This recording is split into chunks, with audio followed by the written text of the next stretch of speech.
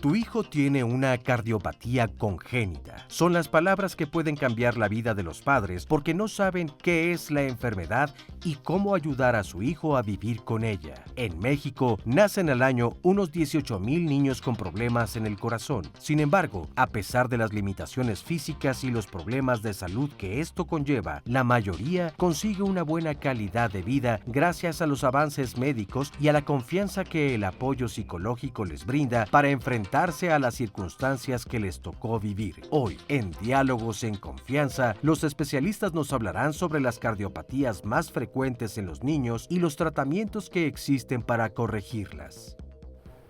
Qué gusto estar con ustedes en Diálogos en Confianza, un lunes más de salud. Y el día de hoy vamos a hablar del corazón. El corazón, yo creo que a diferencia de todos los órganos, todos le tenemos una connotación, un sentimiento especial al corazón. Pero si yo los llevara a ustedes a mis clases de embriología de hace muchos años, a ver cómo se forma el corazón, que no los voy a aburrir, pero básicamente es como si fuera un salami alargado que se dobla y se tuerce para dar las 4 cavidades que tiene un corazón con los vasos sanguíneos que entran y salen de él, es algo relativamente complicado. Y existen fallas que pueden ocurrir en nuestro corazón cuando se va desarrollando, diferentes defectos. Y a esto les llamamos cardiopatías congénitas. Existen diferentes tipos de cardiopatías congénitas, como lo vamos a ver el día de hoy. Muchas de ellas son sencillas y otras son verdaderamente complicadas que requieren de un equipo quirúrgico, no nada más quirúrgico, sino un equipo global que vea al paciente, le arregle la anatomía del corazón. Muchas veces la fisiología se interviene también. Es un equipo multidisciplinario y, como vimos ahorita en la cápsula introductoria, es un diagnóstico que asusta mucho a los papás.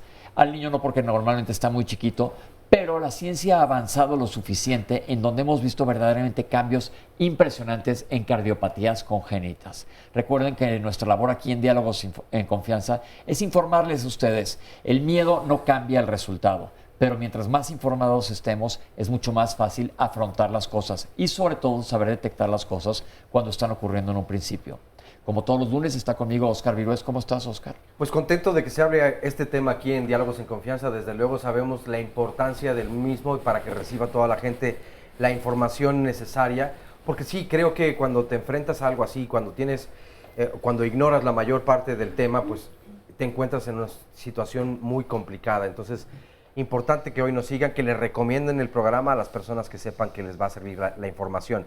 Por supuesto, pueden compartir sus dudas y comentarios en las redes sociales. Para seguir el programa en vivo a través de internet, la dirección es www.canal11.mx/diálogos. También tenemos la página de Facebook de Diálogos en Confianza. Allí podrán encontrar el Facebook Live, donde pueden seguir también el programa durante su transmisión. Saludamos con mucho gusto a las personas que hoy nos acompañan aquí en el estudio de Diálogos en Confianza y por supuesto también a quienes nos pueden ver a través de la señal internacional de nuestro canal, que cada día, hay que decirlo, también son más y más las personas que se suman a la transmisión de nuestro programa, así que estamos muy contentos. Me gusta mucho esto, que cada vez que me doy cuenta las redes sociales están fuertísimas, nos están viendo, que eso nos gusta mucho, nos pueden ver en el camión, en el transporte, en donde sea, y estar aportando algo que nos funciona a todos como sociedad. Antes de que les presente al panel de especialistas que nos acompañan el día de hoy, vamos a ver este testimonio. Como les dije, es un diagnóstico que a la hora que te cae encima es como una cubetada, pero que tiene salida. Vamos a ver un testimonio. Mi hija nació con un problema de cardiopatía. Al año empezó a tener un poco de complicaciones, ya que me decía que se cansaba. Yo la miraba cianótica, moradita, muy cansada todo el tiempo, y empecé a buscar opiniones y me empezaron a decir que no era nada, que ella estaba bien, que no tenía nada, y así transcurrió un año con muchos problemas de salud, gripas, neumonías, tos frecuente, hasta que por fin un doctor me dijo que tenía un problema en el corazón. Yo soy de Sinaloa, empecé a buscar en Culiacán opiniones médicas, Me pasaron a Obregón, me fui hasta Tijuana y me decían que sí tenía un problema de salud, pero que ella ya no necesitaba cirugía, que no tenía ya oportunidad de vida. Hubo un doctor que me dijo que por favor ya lo dejara en paz, que también mi hija tenía derecho a descansar, que ya dejara de tocar tantas puertas, que la vida así era y que tenía que aprender a vivir yo, que la vida así era de cruel. En Obregón una persona me encontró y me dijo que aquí en México había un hospital donde atendían a muchos niños.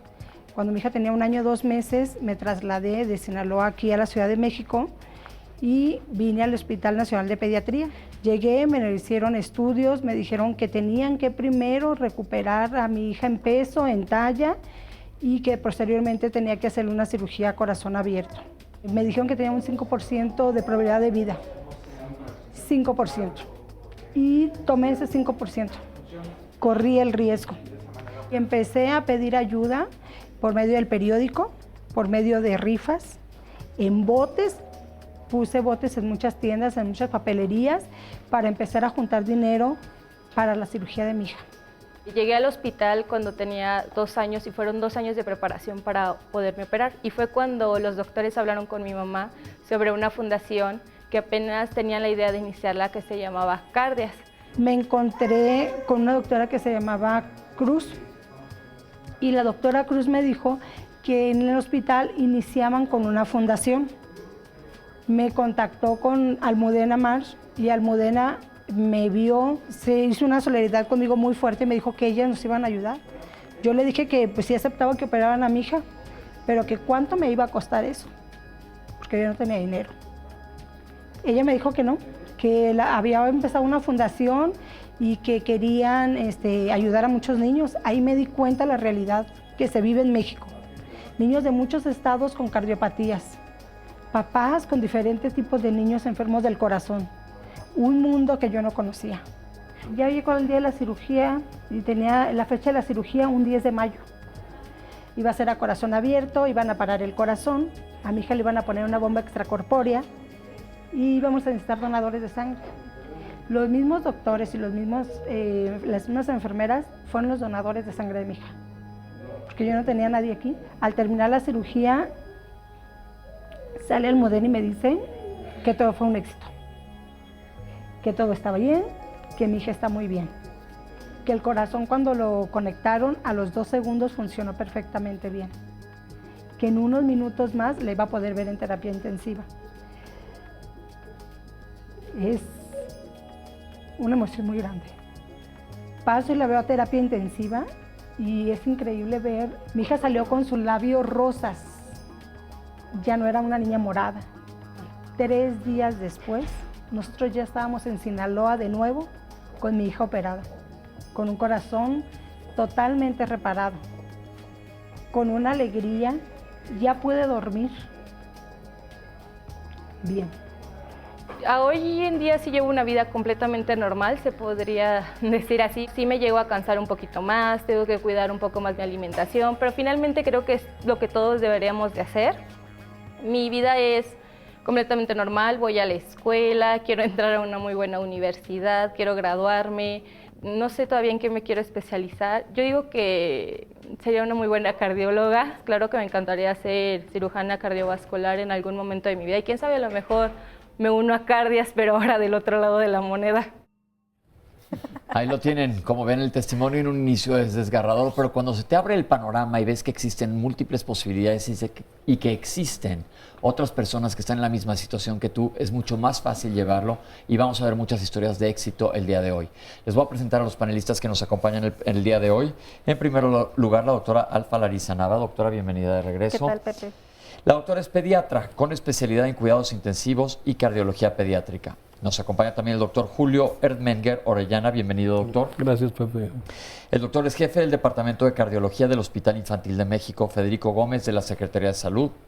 El doctor Alejandro Bolio Cerdán. Bienvenido, doctor. Gracias, gracias.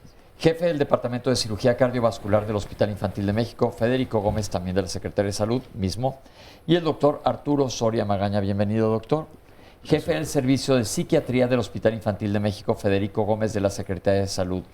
Doctores, en base a lo que he abierto de programa, ¿cuál es la situación actual de las cardiopatías congénitas en nuestro país? Bueno, vamos a hablar un poquito de la incidencia, Pepe. 1 de cada 100 nacidos vivos, niños nacidos vivos, nacen con un problema del corazón. 1 de cada 100, es Uno de altísimo, cada es el 1%. 100. Sí. Eso hace los números que ya comentaste en la introducción. 22 mil niños anualmente nacen en México con un problema del corazón. Estos problemas del corazón son muy variados y hay algunos problemas que son relativamente sencillos de resolver, o incluso algunos de los problemas con los que nacen los niños no tienen una repercusión inmediata y los niños pueden vivir con agujeros pequeños durante toda su vida y prácticamente con una calidad de vida adecuada. El problema grueso es el conjunto de cardiopatías estructurales que son muy graves y que alteran la función del corazón y que ponen muchas veces en riesgo la vida de los niños. Estas cardiopatías, todos los niños que nacen con problemas del corazón, probablemente el 30% o 40% necesiten una atención inmediata desde un diagnóstico temprano, desde un tratamiento muy sistemático y de muy alta infraestructura y con muchos requerimientos de personal, de terapia intensiva, de cirugía, antes del mes de vida, si no los niños tienen un riesgo alto de muerte mortalidad. Alto, sí. Es muy importante que sepan, voy a meterme tantitito en anatomía, no para aburrirlos, de cómo funciona el corazón. El corazón tiene, hagan de cuenta que es en forma de corazón y tiene 4 cuartos. 2 aurículas y 2 ventrículos, los cuales están comunicados. Normalmente las aurículas se comunican hacia abajo con los ventrículos. Las aurículas reciben sangre, los ventrículos sacan sangre. La sangre, ¿a dónde se va? Una se va a todo el organismo a llenarnos de oxígeno y demás nutrientes, y otra se va al pulmón a recoger más oxígeno, va a la gasolinera y se regresa, entra al corazón y lo manda por la carretera larga a distribuir sangre. Entonces esta anatomía es muy clave para que funcione adecuadamente el corazón. A lo que se refiere el doctor es que las alteraciones en estas cavidades y en los vasos, que son las carreteras que nos llegan y nos sacan del corazón, pueden estar alterados, o que haya una comunicación entre un ventrículo y otro, o una aurícula a otra. Pensemos en el periférico. Los coches van para un lado y para otro. Pero si llega alguien, que no sería raro, con un mazo, hiciera un hoyo en el periférico entre los 2 carriles, pues eso no está bien que los coches estén comunicando de un lado para otro. Se los estoy tratando de poner muy fácilmente para no meternos en fisiopatología muy complicada. Mi siguiente pregunta es, doctores, ¿han aumentado el número de cardiopatías congénitas en los últimos años o se diagnostican más? Yo creo que en la actualidad la tecnología ha avanzado demasiado.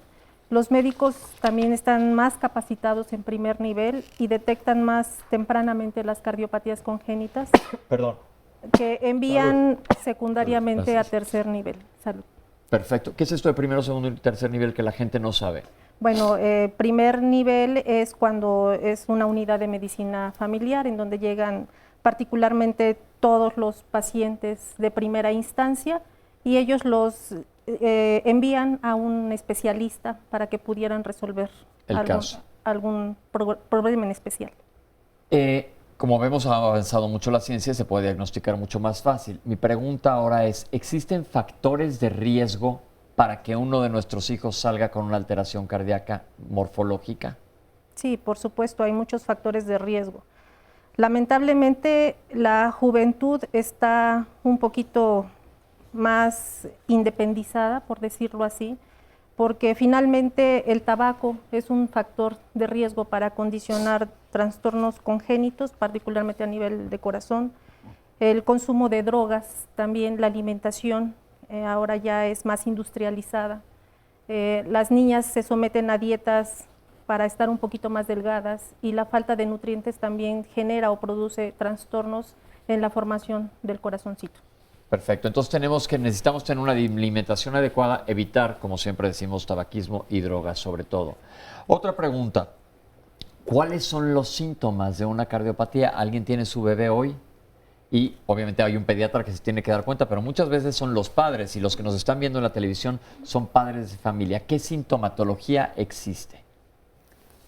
Bueno, los síntomas varían de acuerdo al tipo de problema, pero los más frecuentes son niños que no tienen un crecimiento, no ganan peso, no adquieren una talla de acuerdo a las curvas normales, y esto es porque la cardiopatía los mantiene en un estado de consumo alto de energía. Otro síntoma muy frecuente es que son niños, cuando ya tienen una actividad física, cuando ya caminan, son niños que se cansan más de lo normal, que es un cansancio de fatiga, en donde el niño camina pocos metros y necesita hacer una pausa. Niños que respiran, cuando son menores, digamos de los 6 meses, un dato que debe de hacer sospechar la posibilidad de una cardiopatía es que el niño, al alimentarse, que implica un esfuerzo, sudan mucho o hacen pausas. Bebés que están tomando el biberón, toman media onza, hacen una pausa y luego siguen. Eso hay que interpretarlo como fatiga y eso puede ser un dato. Y los niños que tienen una cardiopatía muy compleja, con mucha frecuencia, presentan una coloración azul en los labios y en las uñas. Esa coloración es por la mezcla de sangre no oxigenada con la oxigenada y es un dato muy importante. Es un dato clínico que debe de hacer sospechar. Lo comentaron durante el video y esto se llama cianosis, cuando nos tenemos una coloración pálida de piel y sobre todo los dedos, en las uñas y en los labios nos vemos morados. Esto es porque no está llegando oxígeno de manera adecuada. Y ahorita que regresemos del corte que tenemos que hacer ahorita, vamos a hablar del impacto que tiene sobre los padres una cardiopatía congénita y que ustedes nos diferencien entre las cardiopatías que son cianosantes y no cianosantes y vayamos empezándonos a meter sobre el abordaje diagnóstico, porque ya les estamos dando ahorita datos a los padres que tengan los ojos bien abiertos y vean si su niño se cansa. Si son bebititos y está succionando y se cansa o está haciendo mucho esfuerzo, esto no es normal, para que lo piensen. Ya nos comentó el doctor que muchas veces es desde recién nacido. Vamos a un corte y regresamos con ustedes.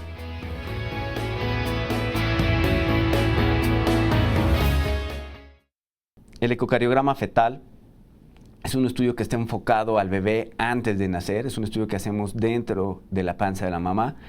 Igual no tenemos que invadir al bebé, se pone gel en la panza de la mamá y en el vientre de la mamá, y entonces a través de el gel y el vientre de la mamá podemos ver cómo es que está funcionando el corazón de ese feto, ese bebé que apenas está por nacer. El ecocardiograma fetal es un estudio que realizamos en 2 etapas. El primer estudio está indicado entre la semana 18 o 20 de la gestación, es decir, a la mitad del embarazo, y con esto podemos diagnosticar cerca del 50% de todas las cardiopatías complejas. Sin embargo, si repetimos este estudio entre el segundo o tercer trimestre de la gestación, es decir, casi al final del embarazo, la tasa de diagnóstico se eleva casi al 95% de todas las cardiopatías complejas. Las indicaciones para realizar un ecocardiograma fetal es que la mamá tenga alguna enfermedad crónica, que por algún motivo durante el embarazo haya estado consumiendo algún tipo específico de fármacos que incrementa la probabilidad que ese nuevo bebé tenga alguna cardiopatía congénita, que la mamá sea sobreviviente de alguna cardiopatía congénita, que el papá haya tenido alguna cardiopatía congénita, alguno de los hermanos hayan tenido alguna cardiopatía congénita. Básicamente esas son las indicaciones para realizar un ecocardiograma fetal. El ecocardiograma fetal lo hacemos en 2 momentos, en 2 etapas diferentes del embarazo. La primera de ellas es entre la semana 18 a 20 de la gestación, es decir, a la mitad del embarazo.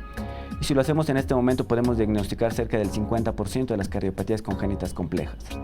Sin embargo, en manos expertas, si lo repetimos entre el segundo y tercer trimestre de la gestación, es decir, casi al final del embarazo, podemos diagnosticar cerca del 95% de todas las cardiopatías congénitas complejas. Evidentemente, el tener el diagnóstico de una cardiopatía compleja de manera prenatal, lo que favorece es que esa mamá busque apoyos en las diferentes instituciones para que ese bebé, una vez que nazca, reciba atención médica especializada. No es lo mismo que el bebé nazca en una clínica pequeña, donde no sabemos que tiene alguna cardiopatía, y una vez que esté el problema nos empezamos a movilizar para tratar de buscar solución, a que nos anticipemos al problema. Si sabemos que ese bebé va a nacer y ya tiene una cardiopatía congénita, es evidentemente mucho mejor para ese bebé que desde antes del nacimiento empecemos a buscar alternativas de tratamiento, opciones de tratamiento, y con esto podemos empezar a planear cuál sería el momento ideal para reparar este corazón. Vamos a retomar esta cápsula ahorita que hablemos un poco de diagnóstico, pero doctor, aprovechando que está aquí, yo le quiero preguntar, unos padres que reciben una noticia así, ¿cómo debe uno manejarlos? Sabemos que hay psiquiatras involucrados en casi todos los equipos, pero nos pasa, ¿no, Oscar?, a todos los familiares o que tienes un amigo que no sabes ni cómo acercarte a esta gente. ¿Cuál es el impacto emocional? Bueno, lo que hay que entender es eso, ¿no? Que lo primero que necesitamos es entender al otro. ¿Y qué es lo que va a sentir un padre que le dan una noticia tan impactante? Primero, frustración. Frustración por no tener al hijo ideal que esperaba, es decir, un hijo que nació con un defecto congénito. Después de la frustración viene culpa, ¿sí? Los padres se sienten culpables, sienten que dejaron de hacer algo o hicieron algo mal y por eso tienen a un niño así. Después se deprimen, otra vez por una pérdida ideal, otra vez el ideal del hijo esperado y que no es el que ellos tienen. Y ven cómo el niño está desarrollándose en diferentes circunstancias que el resto de los niños. Y otra cosa que les acompaña mucho es el miedo. ¿Qué tenemos que hacer? Quitarles ese miedo en la medida de lo posible, dándoles la mejor información, es decir, una psicoeducación y una educación en salud, es decir, explicándoles muy bien cuál es la patología que tiene su hijo. Yo creo que no hay nada peor que la incertidumbre. Y si a los padres logramos quitarles esa incertidumbre, les estamos ayudando mucho. Ok, entonces yo creo que eso es clave porque el miedo realmente nunca cambia el desenlace, pero hace que te la pases fatal. Entonces, eso es muy importante para los padres y saber que existen fundaciones y demás donde pueden acercarse a otros padres, porque luego sucede mucho en medicina que los médicos estamos de este lado de la cama, el paciente está ahí y cuando es un niño y el papá de aquel lado. Entonces, hay una brecha enormísima, aunque sea mental. Entonces, yo creo que el apoyo de fundaciones y de gente que ha pasado por lo mismo es muy importante. Ahora regresemos a la cápsula que vimos. Estamos viendo que cuando se hacen ultrasonidos en las madres embarazadas, hay manera de diagnosticarse en ocasiones las cardiopatías congénitas. ¿Cuándo y qué cardiopatías? Bueno, principalmente se diagnostican las cardiopatías más complejas. Como mencionó el doctor Mier en la cápsula, prácticamente estamos en capacidad de diagnosticar arriba del 95% de las cardiopatías. Y mientras más alteraciones haya en el corazón, en la caja que tú muy bien explicaste, Pepe, mientras más alteraciones haya, es más identificable la cardiopatía desde el punto de vista prenatal. Si es alrededor de la tercera, de la 18 semana, iba a ser tercer semestre, un poquito antes, podemos diagnosticarla con mucha exactitud y esto indudablemente impacta en las condiciones en que nace ese bebé, permite preparar al equipo médico, al equipo quirúrgico y a los padres. Un punto muy importante del diagnóstico prenatal, les permite prepararse emocionalmente para afrontar todo el camino que a veces es muy cuesta arriba, pero que afortunadamente muchos caminamos hasta un final feliz en la gran mayoría de estos niños. Porque muchas veces la palabra afrontar te hace pensar como, híjole, estoy ante un enemigo, pero si tienes la ventaja de saberlo desde el embarazo, se habla desde entonces con un equipo quirúrgico y se tienen cuidados especiales a la hora de nacer el niño, y a partir de cuándo se inicia un tratamiento. De hecho, perdón, doctor. Sí, no hay problema. De hecho, no a todas las mamás les van a hacer un ecocardiograma fetal. Por supuesto que son las mamás de alto riesgo, como ya se mencionó, que han tenido alguna cardiopatía congénita o algún trastorno en el corazón o que han perdido un bebé por alguna malformación cardíaca.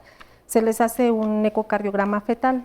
Cuando el bebé o el feto tiene un problema de corazón severo, pues evidentemente se alerta desde el servicio de perinatología para recibir a un bebé de alto riesgo y en algunos casos cuando nace el bebé y se pone en riesgo la vida, incluso requieren de una cirugía de urgencia, que aquí no los puede decir el doctor Bolio ampliamente. Hay otros que se pueden dejar crecer un poquito más para poder prepararlos para una cirugía de corazón. Sí, bueno, yo pienso que para mí como cirujano, finalmente a mí me va a tocar la parte operativa y el tener que resolver el problema de la cardiopatía. Entonces, el saber con diagnóstico prenatal qué me estoy esperando para cuando nazca el bebé, eso es importante. Y además en el entorno familiar, porque finalmente si tenemos un diagnóstico, si no se puede prenatal, pero un diagnóstico temprano, a buena edad, todo esto que se ha mencionado precisamente de la familia, del afrontar, tenemos que dar nosotros un mensaje a la familia de que estamos todos juntos. O sea, finalmente el saber que el niño tiene una cardiopatía implica que la familia tenga que buscar a un equipo médico y quirúrgico, pues como los que estamos aquí ahora, y sentirse acogido en un equipo que lo que va a buscar es llevar a buen puerto, llevar a un final feliz a la resolución de esa cardiopatía. Habrá cardiopatías que se requieren tratar desde el periodo neonatal y habrá algunas que va a convenir hacer algo por el momento, esperar y buscar el mejor momento para la resolución de la cardiopatía.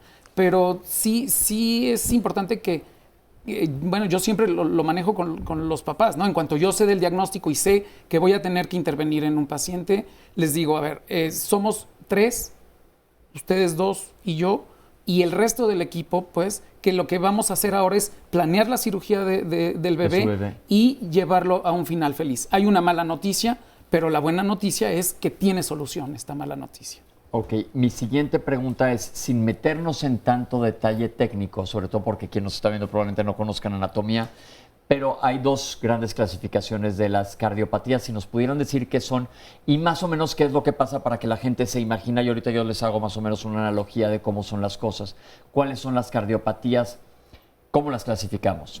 Bueno, las clasificamos en 2 grandes grupos en relación a 2 condiciones fisiopatológicas. Espero no ser tan técnico. Sí, écheselo ahorita. Pero, ahorita bajamos el balón. No. A ver cómo le hacemos. Ok. Las cardiopatías, hay cardiopatías que mandan más sangre a los pulmones. Ya esas les llamamos de flujo pulmonar aumentado o de hiperflujo pulmonar. Y hay cardiopatías que se van al lado opuesto, en donde por alguna razón no se desarrolló la arteria que lleva sangre a los pulmones. Entonces son cardiopatías en donde el problema básico es que hay poco flujo, poca sangre llega a los pulmones, entonces hay una cantidad de sangre menor que se oxigena y regresa menos sangre oxigenada. Hay una mezcla de sangre entre la no oxigenada y la oxigenada dentro del corazón, y a esas cardiopatías en donde no les llega suficiente flujo a los pulmones, las catalogamos como cardiopatías de flujo pulmonar disminuido. Es decir, lo que pasa es que no están llegando los eritrocitos que hemos hablado ya en varias ocasiones de ellos, que son las células rojas de nuestra sangre, no están llegando a la gasolinera a cargar adecuadamente y hay un tráfico horrible para atrás porque el camino a la gasolinera está un poco cerrado. Así es. Y el otro gran grupo está muy relacionado con la cantidad de sangre que llega a los pulmones, pero son las cardiopatías que se manifiestan, como dijiste Pepe, con cianosis, con una coloración azul, porque hay una mezcla mayor de la sangre no oxigenada a la oxigenada, y hay cardiopatías en donde esta coloración no se da, los niños tienen una coloración completamente normal, es una coloración, nosotros hablamos de bebés con labios rosados, y estas cardiopatías se llaman acianóticas, no dan la coloración azul. Entonces esos 2 grandes grupos en relación a la cantidad de sangre que llega a los pulmones y en relación a si hay o no hay esta coloración azul o denominada cianosis. Y esta cianosis, les vuelvo a insistir, implica que la sangre no está cargada de la cantidad, valga el pleonasmo, de oxígeno necesario para la función adecuada. Es por eso que se cansan tanto los niños y se agitan, porque no están teniendo el oxígeno, que el oxígeno es nuestra gasolina que nos permite mover los brazos, hablar, estar aquí sentados, etcétera. Oscar, parece que hay algunas preguntas. Exactamente, también nos permite leer llamadas y escribirlas aquí en el cuaderno. Exacto. Oscar Muñiz nos dice, mi hija tiene síndrome de Down, está diagnosticada con canal atrioventricular transicional tipo B, tiene 4 años de edad, 2 cardiólogos nos recomiendan hacer la cirugía hasta los 6 años y no me han aconsejado hacerle el estudio de la tomografía y la resonancia magnética, solo le han hecho electrocardiogramas, ¿puedo ir yo directamente y solicitar este servicio como apoyo del diagnóstico? Okay. Minerva Pacheco, mi hijo tiene síndrome de Down y tiene una comunicación de 4.8 milímetros. El cardiólogo pediatra dice que no hay problema, pero él sigue poniéndose morado.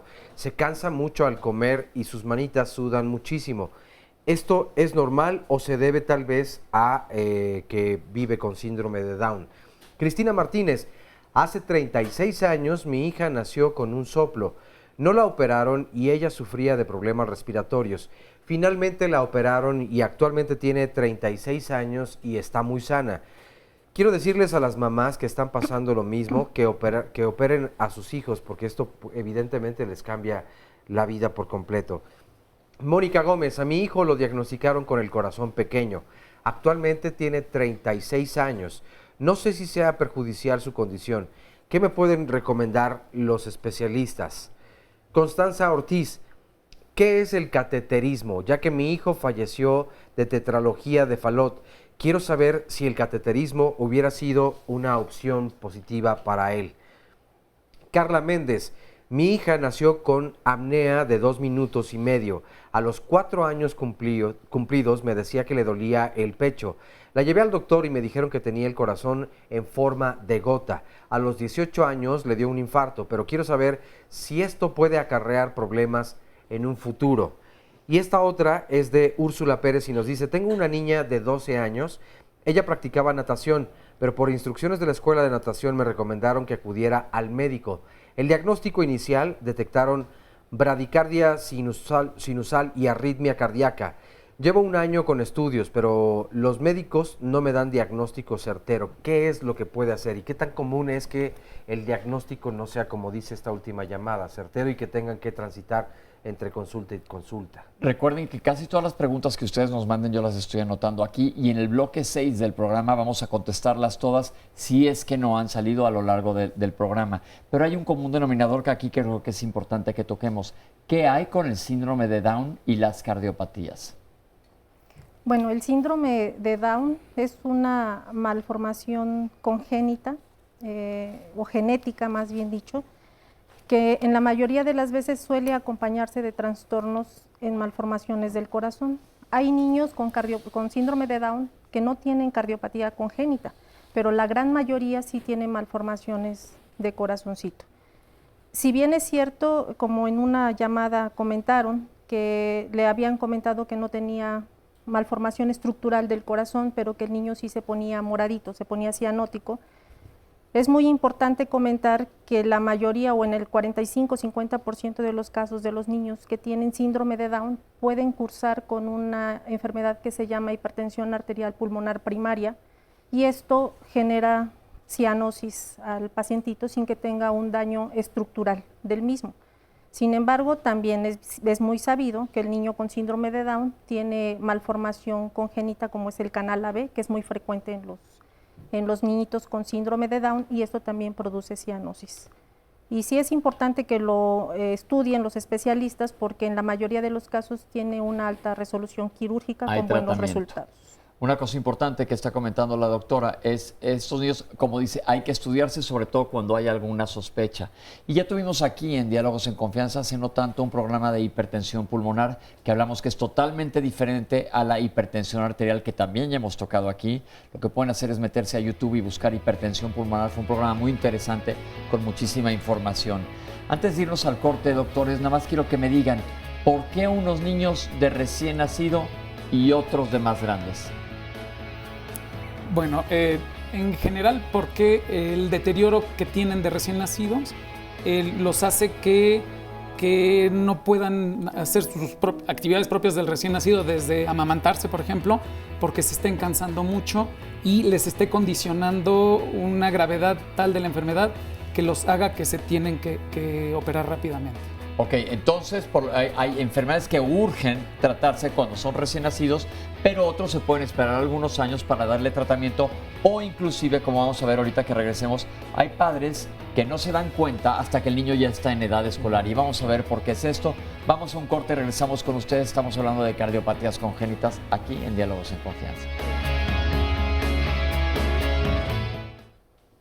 Nuestros especialistas nos enriquecen nuestro programa, nos dan muchísima información, pero nos interesa saber también qué pasa con las personas que han pasado por estas historias, que se sienten más cercanas y a los que no hemos tenido algo así cerca de nuestras vidas, nos aterrizan, nos hacen ser empáticos con ellos y podemos comprender mejor la patología. ¿Cómo estás, Angélica? Bien, gracias a Dios. Un saludo y gracias por la invitación. ¿Qué nos vas a platicar? Pues yo tengo tetralogía de Fallot, tengo 49 años. Yo sabía que las personas con tetralogía de Fallot no viven muchos años. Entonces, pues yo ya tengo 49, como les comentaba, y prácticamente hice una vida normal. Nunca me operaron más que de una vena pulmonar, porque yo era una niña azul, yo estaba completamente cianótica. Y de esa operación que me pusieron, que es una fístula de Waterstone, bajó mucho la cianosis y bueno, ya no estoy tan morada, sí me pongo cuando hace frío o como decían que camina uno mucho, pero finalmente tuve un hijo, ahorita mi hijo tiene 26 años, pero a los 5 años también fue operado porque ¿De qué tuvo? Él tenía un soplo, nada más me decían que era un soplo, pero que era quirúrgico. Entonces, pues se lo corrigieron en el Instituto Nacional de Cardiología, en el Ignacio Chávez, y salió muy bien, todo iba muy bien hasta que empezó a desarrollarse ya como jovencito y ahorita tiene una arritmia que ha sido controlada, o sea, ¿Sabes cuál arritmia tiene? No sé el tipo de arritmia. Te voy a decir por qué les pregunto. Esto es un poco plan con maña para toda la gente que nos está viendo. Siempre le pido a la gente que le pregunten a sus médicos el diagnóstico. Okay. Porque nos llegan a la consulta y ¿qué tienen? Pues no sé. ¿Cómo no saben? Es importante que sepas, existen una gran cantidad de arritmias. Pregunta cuál arritmia es la que tiene, porque es mucho más fácil para nosotros los médicos cuando sabemos qué es lo que está pasando. No sé si pueda ser un dato y los doctores me puedan decir, pero a él le iban a hacer un cateterismo para quemarle la arritmia y no se lo hicieron finalmente porque se dieron cuenta que sus venas eran muy delgaditas y que a corto plazo le iban a ocasionar que usara un marcapasos. Probablemente lo que tenía él es un ACE ectópico, que se lo querían quemar, que es un ACE ectópico. Por ejemplo, si yo prendo la luz aquí, se prende esa luz de allá arriba y tiene un cable, a veces hay un cable que va por allá abajo y la prende más rápido, eso es un ACE ectópico y nosotros estamos electrificados en el corazón. Pero siempre pregunta. Ahora, vamos a preguntarles a los doctores un punto muy importante de lo que tú estás hablando. Cuando dicen, mi hijo tuvo un soplo, no nos quiere decir a los doctores absolutamente nada. Es como decir, mi hijo tuvo tos o mi hijo hizo popó con sangre. Es un síntoma o un signo, más bien un soplo, pero el soplo puede traducir a muchísimas cosas. Doctores, ¿nos podrían ampliar un poco este término para que la gente sepa lo que es un soplo? Bueno, un soplo es un sonido anómalo del corazón. El corazón tiene dos ruidos cardíacos normales, cuando se contrae y cuando se dilata el corazón. Cuando existe un ruido agregado, que tiene un sonido de soplido, se le llama soplo cardíaco. No todos los soplos son patología del corazón. Existen soplos que médicamente se conocen como soplos fisiológicos y que no generan ni denotan ningún daño estructural en el corazón. Fisiológico quiere decir normal, que puedes vivir con él toda tu vida, pero eso también es un soplo. Claro, sí. Cuando ya existe una patología como tal, como nos lo dice la señora, porque ya hubo necesidad de un tratamiento quirúrgico, pues seguramente tuvo que haber tenido algún daño estructural en el corazoncito. Seguramente también asociado a algún tipo de trastorno arrítmico del corazón. En el corazón hay trastornos de conducción y trastornos del ritmo cardíaco. Cuando requieren algún tratamiento, como lo menciona la señora, que es un cateterismo, finalmente es un estudio electrofisiológico con fines a quemar un haz anómalo que está generando un trastorno del ritmo cardíaco. Eso se llama ablación. No sé si fui clara. ¿Le queda claro? Sí. Entonces, a todos los que nos están viendo, si tiene su hijo un soplo, usted tiene un soplo, dígale al doctor, ¿ese soplo qué es? Ese soplo puede decir que a lo mejor una válvula está muy cerrada y suena cuando pasa como el chisguetito de aire. Puede ser que haya una comunicación entre un ventrículo y otro, entre una aurícula y otra, o que haya una insuficiencia de una válvula, pero siempre que el soplo tenga un nombre y apellido. Es muy importante. Muchas gracias por comentar con nosotros. Estoy con Nancy. Hola, Nancy. Hola, ¿qué tal? Gracias por la invitación. ¿También tienes algo que platicarnos? Claro que sí. A mi bebé de 5 años la acaban de operar, a ella le diagnosticaron CIA. Comunicación interauricular. Acuérdense que les dije que si es una caja del corazón, arriba tiene 2 cajitas menores y 2 cajas más grandes. Las cajas chicas se comunican con las cajas grandes dentro de la misma caja grande que es el corazón, pero no tiene por qué comunicarse un lado con el otro. Y volvemos al ejemplo que les dije del periférico. No tiene por qué haber un hoyo en el periférico por donde se mezclen los coches. Es una comunicación interauricular. Perdón por el breviario cultural, pero para que nos entienda la gente que nos está viendo. Ok. Bueno, ella no es mi hija biológica. Yo soy una mamá de corazón y su mamá de ella es una persona especial. Yo no sé si puede haber un mal congénito dependiendo de ahí, pero ¿Qué quiere decir especial? Tiene retraso moderado de fase 2, me parece. Y pues bueno, a consecuencia de esto, no sé si se le haya dado este mal congénito, pero nunca se dieron cuenta los doctores que lo traía, sino que nosotros nos dimos cuenta respecto a conforme iba creciendo la niña y a su vez se cansaba. O sea, ya a los 2 años avisaba de que se fatigaba, se enfermaba mucho de gripa, de tos y de repente le entraba taquicardia. Entonces, a raíz de ahí, pasé 3 años tratándola de conseguirle un seguro. En este caso, agradezco mucho al Seguro Popular y a la Fundación Cardias, donde me encontré a la doctora Almudena March, donde ella nos ayudó para que mi niña pudiera ser operada. Y hoy en día, pues, yo la veo bien, salió perfecta de la cirugía, a pesar de que ya tiene 8 días, se está recuperando perfectamente. Doctores, gracias, Nancy. Sí, de nada. ¿Cómo es el postoperatorio? Hoy escuchamos de 2 patologías diferentes. Es difícil explicar y que se imaginen una tetralogía de Fallot, pero ahora sí se les aviento la pelotita para que ustedes nos expliquen más o menos qué está pasando con esto en las palabras más sencillas. Si yo puedo, yo los aterrizo. Ya dijimos lo que es una comunicación interauricular. ¿Y cómo está el postoperatorio de estos pacientes? Bueno, aquí creo que soy yo el que sí puede opinar. Vámonos.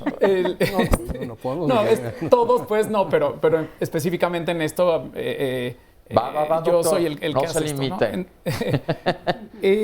Existen cardiopatías que al momento de operarlas, pues la cirugía resulta, si no sencilla, por lo menos muy, muy rutinaria y que por el propio diagnóstico tienen muy buen pronóstico, ¿no? Como por ejemplo la comunicación interauricular. Le puedo decir a la señora que esté tranquila porque este problema se resuelve al 100% y la niña va a ser una niña normal.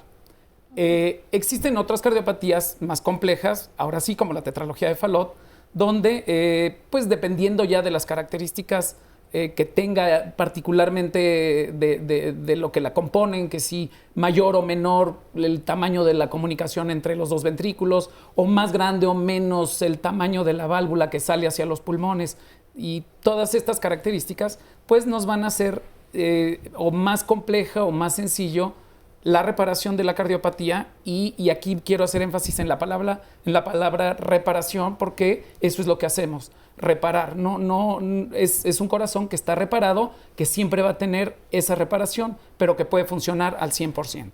Entonces, en particular, pues, si esta cardiopatía se resuelve bien y las conexiones que tenemos que hacer ahí, la plomería que tenemos que hacer como cirujanos, queda como debe quedar, después de la cirugía los niños se recuperan y se convierten en niños que pueden hacer sus actividades normales.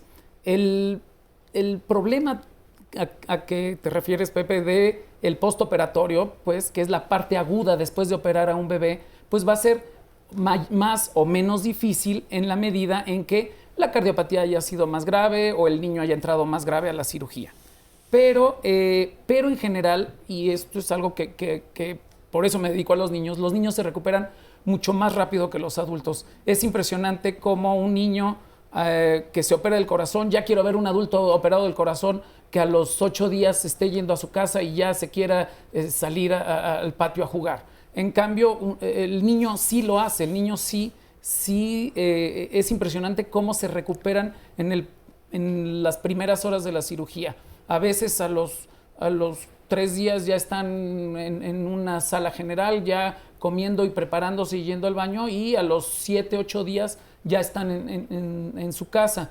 Y es más, les da hasta miedo ir a la escuela porque no saben qué va a pasar, pero pues no, el mensaje siempre es, no, pues no solo puede ir a la escuela, debe ir a la escuela y ya debe empezar a hacer sus actividades normales, ¿no? Esto es interesante porque acabamos de ver 2 casos totalmente diferentes. La tetralogía de Fallot, no le vamos a explicar específicamente cuáles son las alteraciones anatómicas que el doctor ya nos dijo, pero hay 4 defectos en el corazón. Fallot es quien la descubrió, y acá es un defecto que es la comunicación del periférico. Ya nos dijo el doctor, los cirujanos básicamente lo que hacen es van a ir a reparar ese periférico o a arreglar en ingeniería toda la tetralogía completa, pero entre estas 2 hay un gran rango de malformaciones congénitas que no nos vamos a meter a hablar específicamente de cada una porque no acabaríamos nunca, pero lo que queremos darles a ustedes es un panorama que existe en salidas, existe en futuro para estos niños, y vamos a ver lo que es un cateterismo, que lleva una pregunta ahí, la gente tiene duda de lo que son los cateterismos. Me quedo nada más acordarse, siempre pregúntenle al doctor, ustedes y todos, ¿cuál es mi diagnóstico?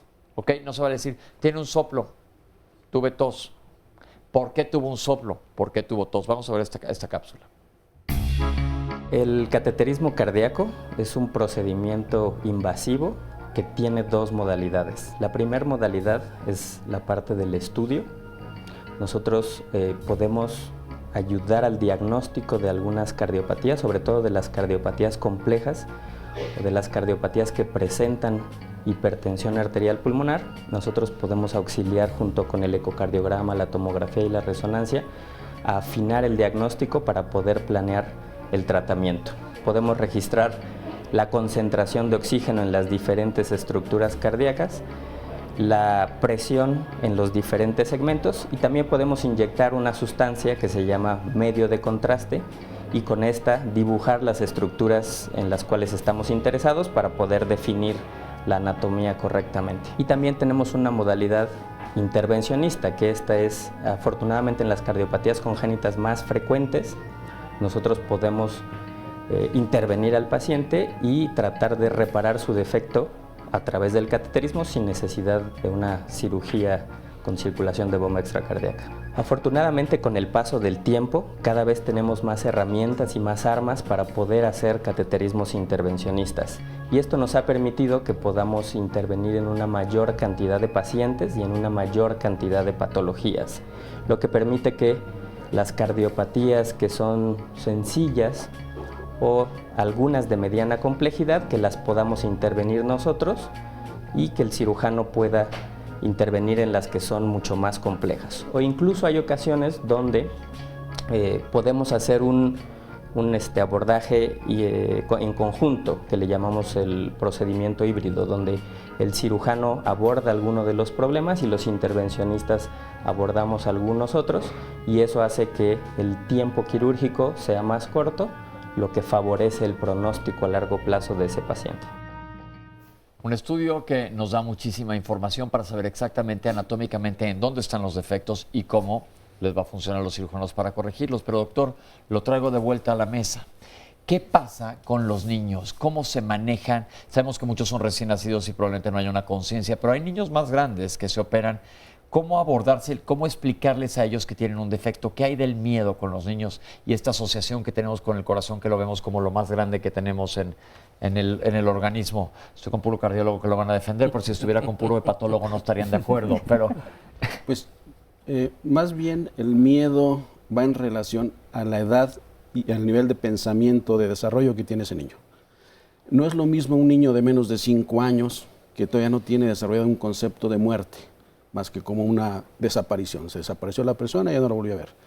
Un niño entre 5 y 10 años tampoco tiene desarrollado todavía un concepto de muerte como tal. Sí tiene una aproximación, pero el concepto de muerte como tal en un niño se desarrolla después de los 11, 12 años de edad. Entonces, en ese momento ya él tiene conciencia clara de que está en riesgo su vida. Un niño de menor edad va a estar más bien enojado. Va a estar enojado porque no le permiten hacer todo lo que se le permite hacer a los demás niños, porque aun cuando no sea la indicación médica, los padres tienden a sobreprotegerlo. Entonces, un niño que no se está desarrollando adecuadamente se siente mal y se pone de malas. Entonces, el miedo y el miedo catastrófico, es decir, ideas catastróficas respecto a la propia muerte, aparecen hasta después de los 11, 12 años. ¿Cómo debe un padre manejar a su hijo o explicarle que tiene algo que no le permite salir a jugar fútbol con los demás niños? Pues En base a la información que se le dé al padre, es como el padre va a manejarlo con el hijo. A veces el mismo médico tiene que explicarle al niño, ¿sí? Así como tú lo haces, ¿verdad?, con analogías que sean entendibles para su nivel de desarrollo. Ahora, en el hospital contamos también con todo un servicio de psicología, no solo de psiquiatría, donde hay psicólogos preparados para eso, para dar la información médica al niño, dependiendo de la edad en que está, el nivel de pensamiento que tenga, para que lo entienda y sea menos frustrante para él. ¿Cómo ven ustedes a los niños como pacientes? ¿Cómo se relaciona un médico? La relación médico-paciente con un niño es totalmente diferente que con un adulto. Definitivamente. Bueno, a mí en el caso de mi desempeño laboral, generalmente veo a los niños que vienen después de un tratamiento quirúrgico en un área de cuidados intensivos y pues las primeras horas están todavía bajo efecto de medicación anestésica y pues no hay mucho raciocinio, pero cuando ya están despiertos y comenzamos a tener más trato con ellos, pues están temerosos, tienen mucha angustia porque tenemos que tomar estudios de laboratorio, que qué les van a hacer, que si les duele. Normalmente tratamos de manejar el dolor, eso está prácticamente prohibido en nuestras áreas de cuidados intensivos porque a los niños les manejamos el dolor. Es algo que los estresa y les genera miedo. ¿Por qué hago esta pregunta? Porque nos están viendo muchísimos papás y cuando un niño está, o cualquier paciente en general, pero sobre todo un niño en una terapia intensiva, no estás con ellos todo el tiempo y todo el tiempo que estás sentado tú afuera estás pensando, pobrecito, ¿qué le está pasando? Por eso creo que es muy importante este comentario de qué es lo que le está sucediendo a los niños y que sepan que están bien cuidados y que la prioridad es el dolor, además obviamente de mantener todos los signos vitales funcionando, la evolución postoperatoria de una de estas cirugías, ya sea relativamente sencilla como parchar el periférico o complejísima como cambiar vasos de donde les toca su salida. Pero vamos a seguir hablando ahorita de cardiopatías congénitas, nada más regresamos de este leve corte. Muchas gracias.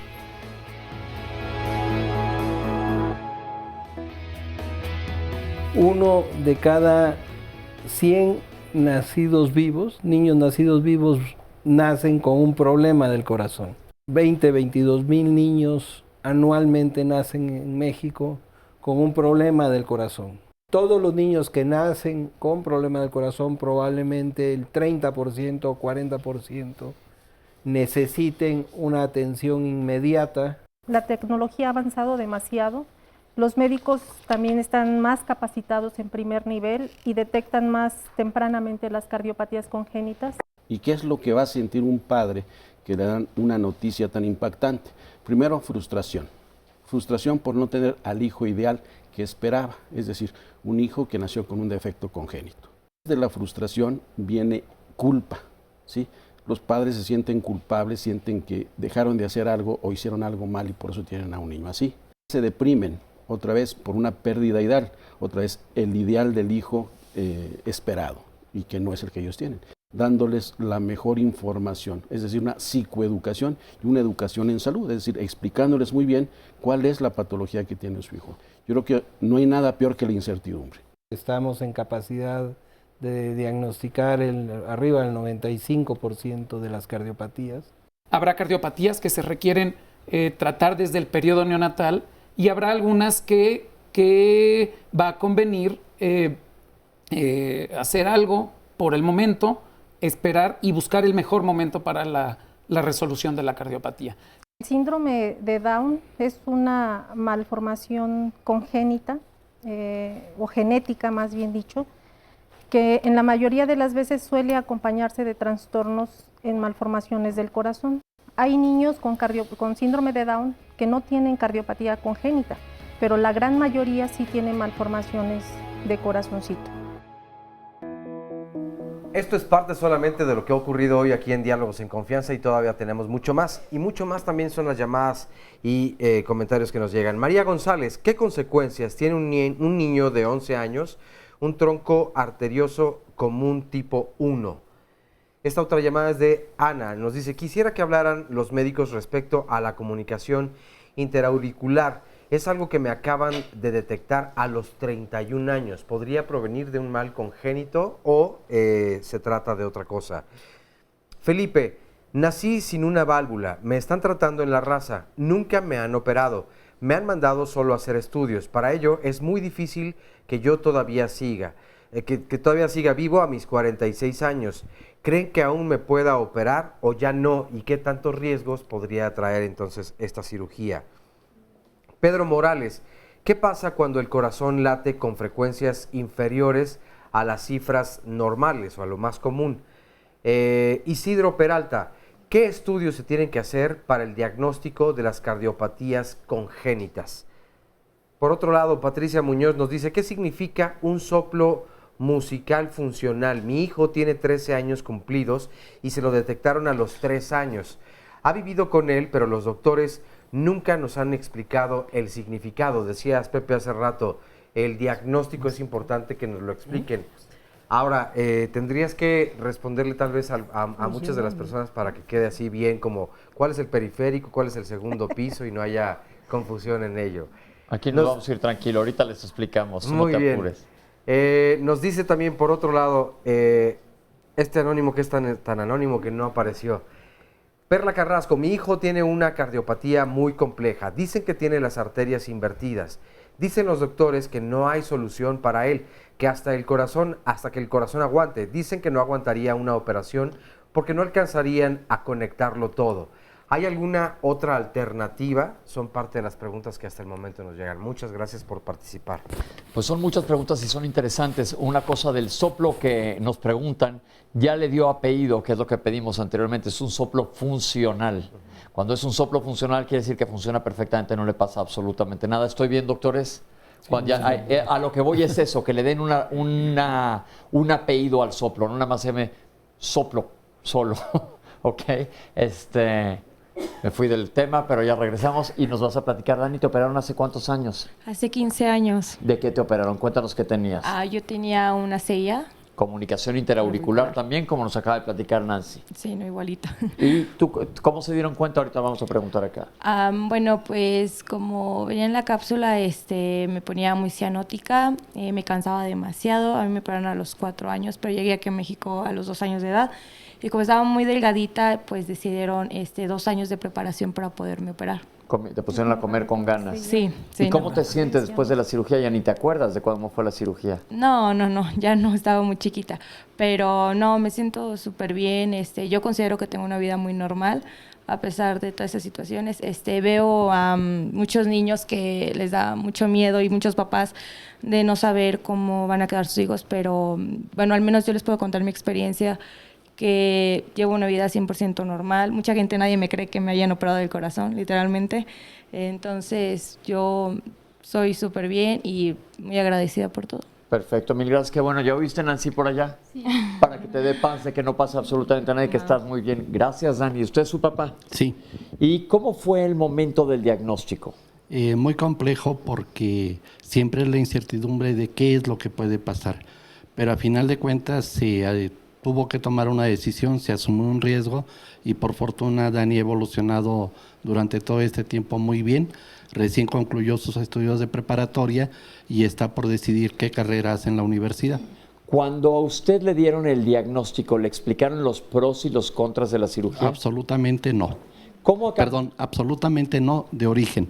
Ya en la fundación sí tuvieron la gran sensibilidad de explicarnos todos los riesgos, en qué consistía su enfermedad, el cuadro clínico que presentaba y qué era lo que podía pasar. Desde luego siempre existe el riesgo de que las cosas no salgan como los papás esperamos, de que nuestros hijos pudieran fallecer, pero si no se asume el riesgo, esto irremisiblemente ocurre. Claro. Y riesgo tenemos todos los días en todo, Así y es. cierta incertidumbre. Les pregunto ahora a los doctores, esto fue ya hace muchos años, doctores, ¿cómo se maneja, inclusive a punto de vista psiquiátrico, esta comunicación con los padres de familia y con los pacientes cuando están en edad de entender? Bueno, primero se les explica en la medida que el niño tenga una edad que pueda comprender y comunicarse completamente. Niños incluso en preescolares y escolares establecemos una comunicación directa con los niños y obviamente los padres son los que toman la decisión. Entonces se les explica muchas veces con dibujos, muchas veces con videos de animación, cuáles son las condiciones, cuál es el diagnóstico exacto y cuáles son las alternativas de tratamiento. En la actualidad, como se vio en la cápsula de cateterismo, muchos de los defectos de comunicación interauricular es posible ya corregirlos sin cirugía y por medio de un catéter. Se coloca un dispositivo. Entonces hay una comunicación directa. Nosotros siempre, con los padres, nosotros siempre les decimos que si bien las decisiones médicas las toma todo el equipo, los capitanes del equipo, del grupo, son ellos, porque necesitamos que los padres estén totalmente informados, necesitamos que los padres acepten los riesgos y afortunadamente la gran mayoría de las cardiopatías tienen un riesgo, el tratamiento tiene un riesgo mucho más bajo que no corregir las cardiopatías, aunque son procedimientos de alto riesgo, entre comillas, o son procedimientos muy invasivos, con mucha herida, con muchos días de terapia intensiva. Esos riesgos puestos en la balanza contra el no operar a los niños, indudablemente inclinan esta balanza hacia la toma de decisiones. Podemos ver dos casos en donde han tenido una calidad de vida totalmente normal y así son la gran mayoría de los niños que operamos en la actualidad y que tratamos, ya sea por cateterismo o por cirugía. Indudablemente la comunicación con los padres es probablemente un recurso de un gran valor porque los padres son los que van a autorizar y los padres son los que van a tomar el riesgo de tratamiento. Perfecto, gracias doctora Araceli. ¿Tú tienes algo que contarnos también? Sí, yo también. Hace aproximadamente 2 años y medio yo me empecé a sentir mal. Empecé a sentir mucha fatiga, empecé a sentir dolor en el pecho que me subía hasta la garganta y aquí sentía una opresión muy fuerte y ya no podía hablar. ¿Y qué le diagnosticaron? Empecé a sentir que me desmayaba. Empecé a ir al doctor y me hicieron estudios y el doctor llegó a la conclusión de que yo tenía una arteria bloqueada. ¿Una arteria bloqueada en dónde? Pues del corazón. Me dijo que entonces no es una cardiopatía congénita. Sí, es que ese fue lo primero que el doctor me dijo. Y yo llegué porque él me mandó a hacer un cateterismo ahí en La Raza y me dijo que para estar seguros me mandaba a hacer un cateterismo. Pero cuando me realizaron el cateterismo se dieron cuenta que yo no tenía ninguna arteria bloqueada, que lo que pasa es que yo nací con una malformación en mi corazón. ¿Cómo se llama esa malformación? Él solamente me explicó y me dijo que una de las arterias estaba dentro del corazón, que el corazón la había pescado y que ya no la quiso soltar. Y me dijo, no tengo nada para ti, no tengo nada que ofrecerte porque no te puedo partir el corazón para sacarte esa arteria. Entonces, pues me dio de alta y me dijo que lo único que yo tengo que hacer es controlar mis niveles de presión y que si yo mantenía los niveles de presión estables, no iba a tener ningún problema. Vamos a preguntarles, porque ves lo importante que es el diagnóstico. Usted no tiene un diagnóstico y el cuadro que nos está dando podría sonar a una cosa que se llama cardiopatía coronaria o coronariopatía, que es de las arterias coronarias del corazón, pero vamos a hablar, nunca había oído yo de que una arteria se entierre en el corazón. Doctores, ¿les suena algo? Pues no, la verdad es que precisamente estamos aquí comentando en en corto, sí, ¿qué podría ser o qué diagnóstico podría ser el real de esta cardiopatía? Yo creo que finalmente, bueno, se puede hacer un diagnóstico más preciso, hacer estudios empezando por un ecocardiograma y pues el resto de estudios que se requieran. Incluso el cateterismo debe haber sido definitivo, sobre todo para determinar si es algo realmente congénito o adquirido, y si es algo congénito, qué posibilidades tuvo o tiene actualmente de resolverse. Porque sí no suena algo muy congruente, ¿no? Exacto, no, en la historia que nos cuentas médicamente hablando no hay una secuencia, por eso vuelvo a insistirles, como les pregunté aquí atrás, siempre digan, ¿qué tengo? Mi enfermedad se llama cómo y cómo se apellida.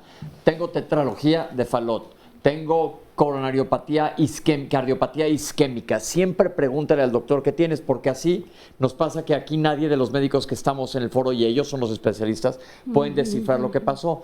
Cuando tu cuadro sí puede corresponder a que tus arterias coronarias no estén recibiendo el flujo adecuado. Eso sí podría ser, pero entonces la recomendación que te damos ahorita es que averigües exactamente qué es lo que pasó para saber tratar una enfermedad. Una enfermedad hay que ponerle nombre y apellido y darle un tratamiento adecuado. ¿De acuerdo? Sí, de acuerdo. Ok, tenemos otra cápsula porque seguimos viendo cómo podemos diagnosticar cardiopatías congénitas. Vamos a verla.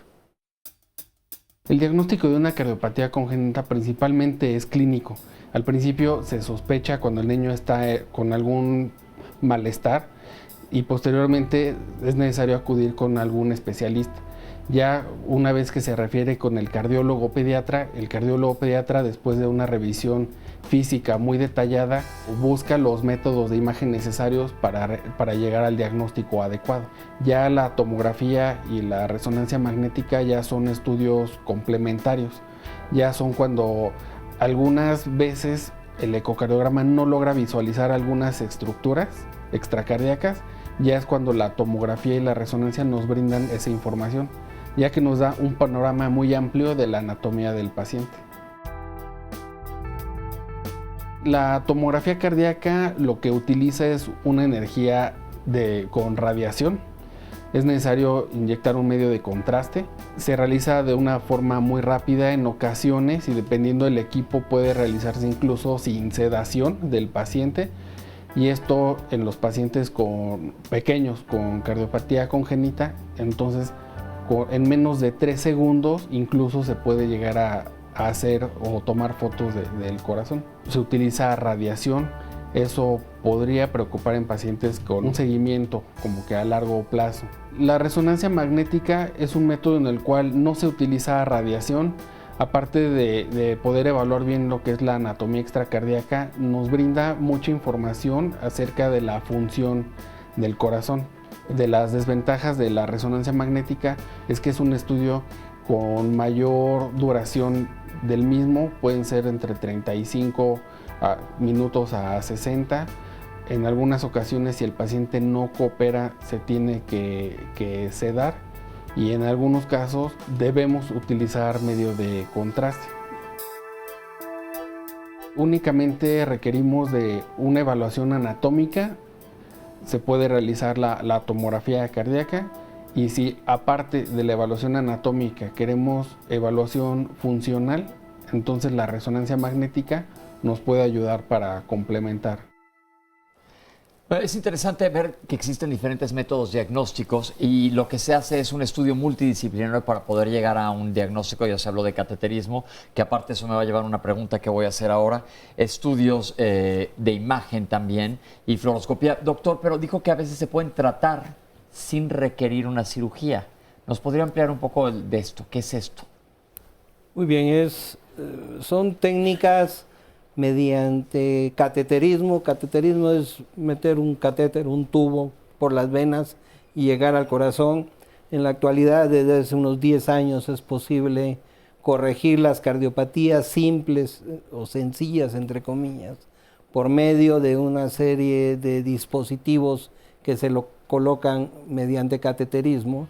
Es un procedimiento que lo tiene que hacer una persona experta, pero estamos en capacidad de cerrar conductos arteriosos, de cerrar comunicaciones interauriculares, algunos tipos de comunicación interventricular, podemos abrir válvulas que nacieron estenóticas, se llaman, cuando no abren bien, las podemos abrir por medio de cateterismo, colocamos stents en la aorta, entonces es un recurso que actualmente nos permite tratar al 30 o 40% de los niños en el Hospital Infantil de México. Es una noticia más, o una buena noticia más, no solamente si ya no se tiene que abrir directamente el corazón, sino que también se pueden hacer avanzado la ciencia para hacerlo por cateterismo. Vamos a hacer un corte y regresamos con ustedes, seguimos hablando de cardiopatías congénitas, no se vayan. Aproximadamente al año en México nacen 18,000 niños con algún tipo de cardiopatía. De estos, entre el 70 al 80% van a requerir un procedimiento para aliviar esta cardiopatía. Puede ser tanto por hemodinamia o quirúrgico. Las cardiopatías congénitas, en cuanto a la técnica quirúrgica, las podemos dividir en dos. Aquellas cirugías en las que nosotros vamos a poder corregir la enfermedad. Eso significa que vamos a poder dejar dos lados del corazón funcionando, que afortunadamente son la mayoría de ellas, y un grupo de enfermedades que estamos viendo más frecuentemente, que son los corazones que funcionan con un solo lado. Desafortunadamente este tipo de enfermedades no las podemos corregir y solo podemos hacer procedimientos que se llaman paliativos. Eso significa, no es una corrección, sino arreglar la circulación de tal manera que pueda funcionar la mejor manera el corazón. Una cardiopatía se puede manifestar desde la etapa de recién nacido, las primeras horas de vida, y existen algunas enfermedades que pueden ser un poco más toleradas.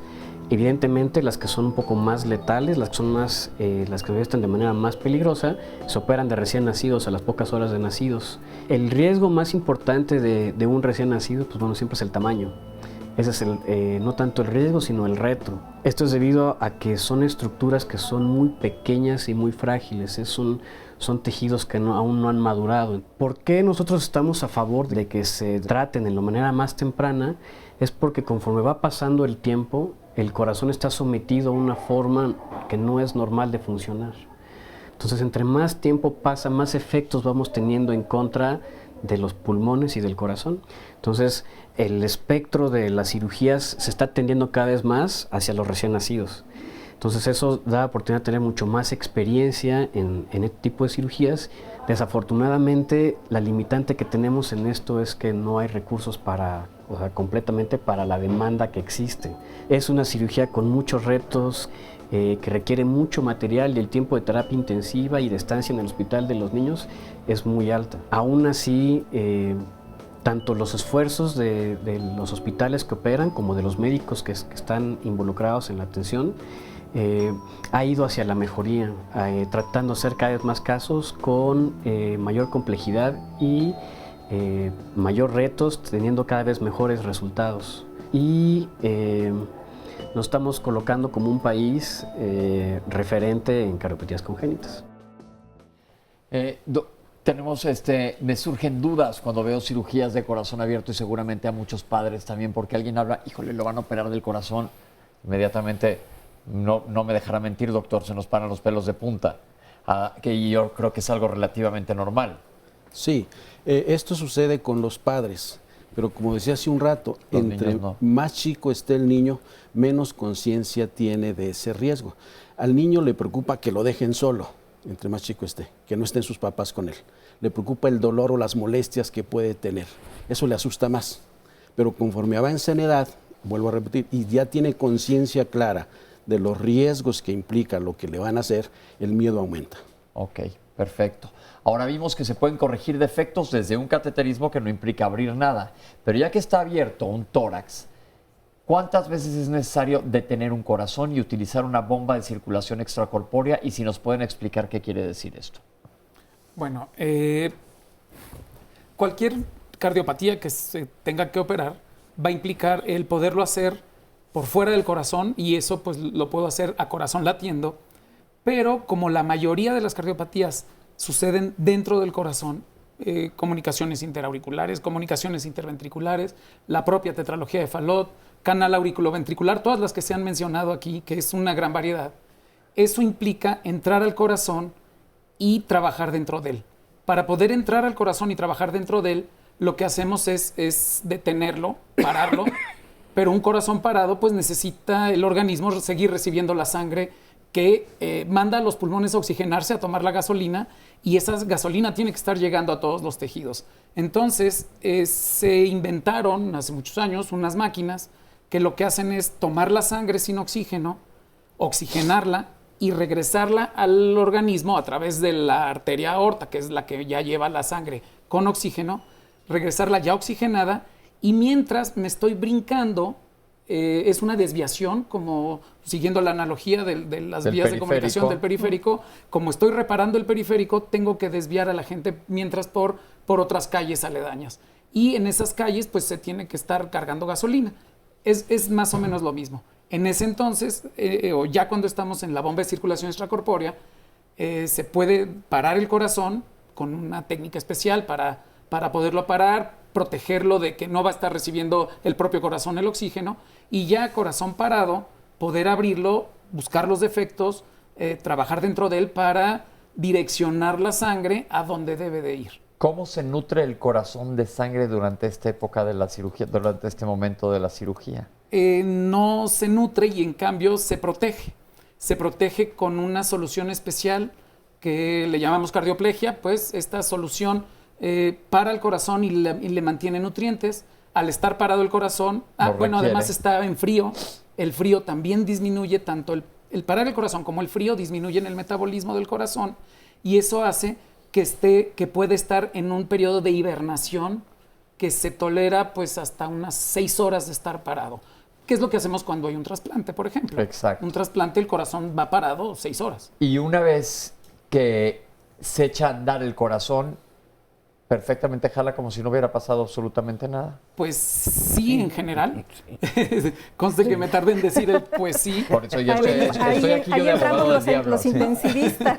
Ahí sí entramos los intensivistas. Sí, pero existen gran cantidad de medicamentos que pueden forzar al corazón a levantarlo, trabajar mejor. No, en general sí responde. Precisamente estas soluciones han evolucionado con el tiempo y han hecho que el corazón esté lo suficientemente protegido para que cuando se vuelva a echar a andar, el corazón vuelva a latir como debe latir.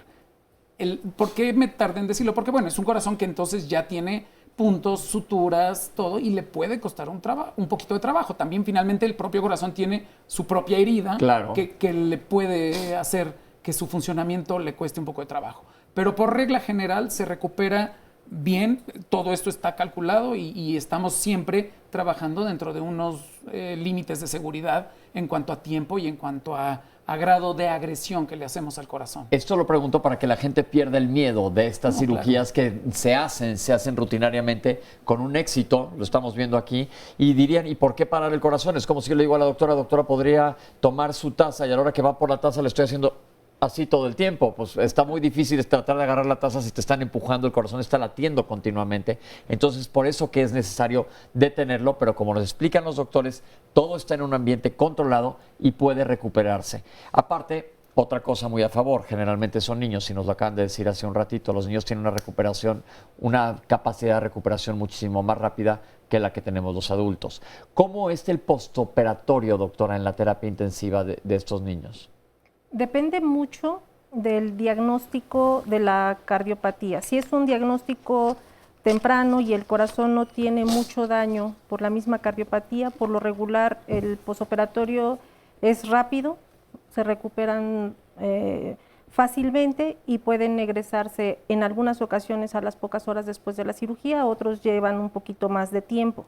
Si ya tiene otras repercusiones, en el caso de las cardiopatías que estábamos hablando, que no producen cianosis, pero que producen una gran presión dentro de la arteria pulmonar, eso puede generar un daño en el ventrículo derecho y en el posoperatorio inmediato nos puede generar algún cierto grado de disfunción ventricular.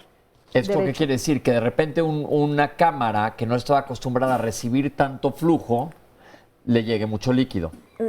Al revés, las cámaras, bueno, sí, pudiera ser así, pudiera ser de la forma en que tú lo estás exponiendo. Después de que el corazón deja de latir por espacio de un tiempo, dependiendo de la cirugía que sea, En la terapia intensiva muchas veces lo recibimos con aturdimiento miocárdico o choque vasopléjico o choque hipodinámico. ¿Qué quiere decir eso? Que eso quiere decir que requiere de algunas sustancias para hacer que el corazón tenga mayor fuerza para expulsar la sangre y nos mejore un gasto cardíaco adecuado, es decir, que tanto el flujo a nivel de los riñoncitos y de las estructuras distales sea adecuado para mantener la supervivencia de cada pacientito. ¿Qué quiere decir esto? Nomás permítame que le interrumpa. Que el corazón tenga la fuerza suficiente para aventar hasta allá donde están los riñones suficiente sangre y los riñones sigan llenándose de sangre. Es decir, el galletazo con el que el corazón va a aventar la sangre para afuera. Así es. Sí. Un poco en idioma más como entendible, perdón. Dile, no, sí. Y bueno, hay cardiopatías que son muchísimo más complejas, que se diagnostican más tardíamente y por supuesto ya el corazón tiene dañadas algunas estructuras, ya están dilatadas, ya tiene disfunción y por supuesto en el posquirúrgico es un poquito más difícil de controlar.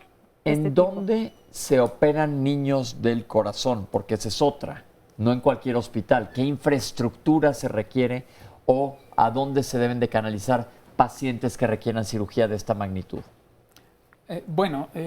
Viendo las cápsulas y con la gente que estamos aquí, pues están representados hasta ahora en el programa. He visto los 3 institutos nacionales de salud que operamos cardiopatías congénitas.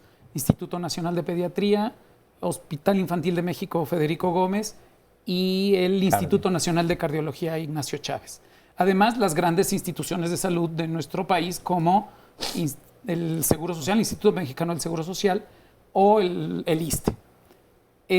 Además, pues existen a nivel privado los hospitales que tienen este tipo de infraestructura. Sí estoy de acuerdo, se requiere una infraestructura definitivamente de lo que le llamamos nosotros tercer nivel. Y eso, ha sido tal vez un poco la limitante como para poder regionalizar en el país en donde se traten las cardiopatías congénitas. Pero, pues bueno, siempre el primer contacto, y eso sí podemos contar prácticamente en toda la República, es a través del cardiólogo pediatra. Entonces, un especialista pediatra que después hizo cardiología, que entiende a los niños y que entiende de cardiopatías, ese es el que él es el eslabón, el primer contacto de donde él puede determinar a dónde puede derivar a ese paciente por su cardiopatía al sitio donde tengan y cuenten con la infraestructura necesaria y el equipo multidisciplinario, porque finalmente esto nadie se puede colgar la medalla de que logramos el éxito en esta cardiopatía por sí solo, es todo un equipo y al final quien gana es todo el equipo al obtener una resolución correcta de la cardiopatía. Yo creo que eso es clave que lo sepan, porque no en cualquier lugar se opera. Entonces es importante que se acerquen al Consejo Mexicano de Cardiología o de Cirugía Cardiovascular para que sepan cerca de ustedes qué médico o quién les puede decir dónde es lo más adecuado para operarse. Tenemos varias preguntas, Oscar. Así es, nos dice Guillermo Gaitán. ¿Puede curarse una cardiopatía definitivamente a través de intervenciones quirúrgicas o el niño debería ir a revisión toda la vida? Por otro lado, Lidia, mi hijo tiene 6 años y le diagnosticaron pecho hundido. Mi hijo dice que se cansa mucho y ya bajó de peso. ¿Qué le pueden recomendar los especialistas? ¿A dónde lo debo llevar? ¿A dónde acudir?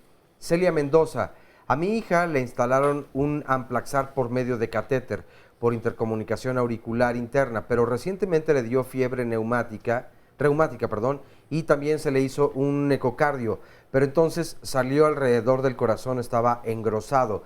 Creo que es el pericardio, entonces quiero saber acerca de qué tanta atención médica debe llevar ella con esta nueva situación.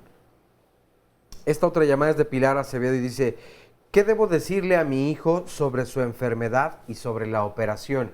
Y también había comentarios acerca de qué tipo de ejercicio está recomendado en niñas o niños con alguna cardiopatía o qué tipo de alimentación se le debe dar, si se le debe restringir cierto tipo de alimentos o dependiendo del tiempo que haya pasado de su cirugía, cómo vaya evolucionando y si es que hay algún ejercicio que no se debe o que no está recomendado. Ernesto Torres nos dice también, ¿se puede prevenir una cardiopatía congénita? Y es que también había otros comentarios donde decían, ¿qué tanto se puede saber si en la familia de él, antes de que tengan hijos y se forme una familia, una pareja, entonces, ¿qué tanto esta herencia, tanto de él o de ella, puede en combinación, evidentemente, pues presentar una mayor propensión a que sus hijos puedan vivir con una cardiopatía congénita? Perfecto. Son varias preguntas que vamos a tratar de contestar en el bloque 6, pero yo creo que aquí hay un punto importante, doctor, y vamos a aprovechar que usted está aquí. ¿Cómo se le aborda el tema a un niño si eres su papá? Ok, dependiendo de la edad. Vuelvo a lo mismo. El nivel de desarrollo nos va a dar la clave a nosotros, ¿sí? La función de nosotros en sí es ayudarle al niño a que se adapte. Es decir, el que se adapte, porque todo niño y todo padre va a reaccionar al diagnóstico, a la enfermedad, a la hospitalización, a la cirugía, al posquirúrgico. Es decir, las reacciones que tenga ese niño es lo que vamos a tratar nosotros. Entonces, si el niño se está adaptando, pues no nos necesitan a nosotros. Pero si un niño no se está adaptando, es donde nos corresponde. ¿Qué datos hay de no adaptación? Pues empieza a tener síntomas, se empiezan a alterar los hábitos del sueño, la alimentación, control de esfínteres. El estado de ánimo cambia y se puede ver un niño irritable. Es decir, un niño que se siente mal, se porta mal o está de malas. Hay que entenderlo así, es así de sencillo. Yo no conozco niños que sintiéndose bien se porten mal o estén de malas. Entonces, esos son los principales datos que nos va a dar. ¿Sí? ¿Alguna recomendación que le pueda dar a los padres? Primero, si el niño no se está desarrollando adecuadamente en cuanto a lo social, en cuanto a lo familiar, en cuanto a lo académico, pues es ahí donde consideramos que no se está adaptando, que ese desarrollo no está siendo adecuado y requiere la intervención de un especialista. Yo creo que esto es muy clave que lo tengan en cuenta. ¿Por qué? Porque muchas veces nosotros mismos o con los padres que tienen un hijo en esta situación también se sienten un poco perdidos y es importante que se sientan que tengan apoyo y no sabes ni siquiera cómo dirigirte a tu hijo. Muchas veces ya nos lo dijo el doctor, el niño no tiene miedo más de que lo alejen de los papás y los papás ya se hicieron un historión terrible en la cabeza y estoy seguro que si hablamos con padres de familia que están aquí, dejan que su cabeza se vaya hasta la cocina pensando en lo peor cuando muchas veces lo que traemos en la cabeza es muchísimo peor de lo que va a ser en la realidad. Entonces, yo creo que la comunicación médico-paciente y médico-papá de los pacientes es súper clave para que quede perfectamente claro. No sé si quieren agregar algo más antes de irnos a un corte sobre el tema. ¿Qué le recomiendan ustedes a los papás? Bueno, antes que nada, los papás, yo siempre les he dicho que tengan un poquito de fortaleza, porque si ellos comienzan a tener temor, evidentemente transmiten el temor a los hijos. Deben tener una fase de recuperación, de adaptación, de aceptación de la patología de su hijo para que en el momento en que ellos ya estén seguros, se la puedan transmitir a su niño y que ya ellos los vean sin miedo. Perfecto. Tenemos que hacer un corte. Gracias, doctora. Y ahorita regresamos con ustedes. No se vayan, estamos en Diálogos en Confianza. Bueno, un soplo es un sonido anómalo del corazón. El corazón tiene dos ruidos cardíacos normales, cuando se contrae y cuando se dilata el corazón. Cuando existe un ruido agregado que tiene un sonido de soplido, se le llama soplo cardíaco. No todos los soplos son patología del corazón. Existen soplos que médicamente se conocen como soplos fisiológicos y que no generan ni denotan ningún daño estructural en el corazón.